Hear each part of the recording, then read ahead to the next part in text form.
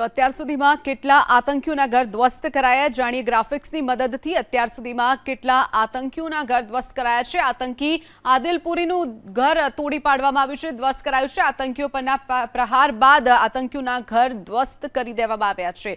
આતંકી આદિલપુરીનું ઘર ધ્વસ્ત કરાયું, આતંકી આસિફ શેખનું ઘર પણ જમીનદોઝ કરી દેવાયું છે। જે એક બાદ એક આતંકીઓનું લિસ્ટ સામે આવી રહ્યું છે તે પ્રમાણે આતંકી અહસાન ઉલ હકનું પણ ઘર નિસ્તનાબૂદ કરી દેવાયું છે। આતંકી અહસાન ઉલનું પણ નામ સામે આવ્યું હતું, ત્યારબાદ ઝાકીર અહેમદનું ઘર પણ તોડી પાડવામાં આવ્યું છે। પ્રશાસન અને સેના જે ત્યાં સંયુક્ત કામગીરી કરી રહ્યું છે, સેનાએ જે કામગીરી કરી છે તેમાં જે આતંકીઓનું લિસ્ટ સામે આવ્યું છે, એક બાદ એક તમામ આતંકીઓના ઘર તોડી પાડવામાં આવી રહ્યા છે। તો આતંકી ઝાકીર અહેમદનું ઘર પણ નેસ્તનાબૂદ કરી દેવાયું છે। શાહિદ અહેમદ નામનો આતંકી જેનું લિસ્ટમાં નામ આવ્યું તેના ઘર પર પણ એક્શન લેવામાં આવી, તેનું ઘર પણ જમીનદોઝ કરી દેવામાં આવ્યું છે। આતંકી ફારૂક અહેમદના ઘરને પણ ઉડાવી દેવામાં આવ્યું છે।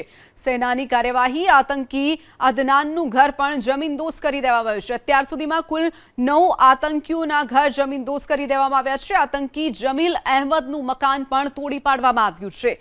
અત્યાર સુધીમાં સેનાએ જે કાર્યવાહી કરી છે, આમિર નઝીર વાનીના ઘરને પણ બોમ્બથી ઉડાવી દેવામાં આવ્યું છે। અત્યાર સુધીમાં 9 આતંકીઓના ઘરને ફૂંકી મારવામાં આવ્યા છે।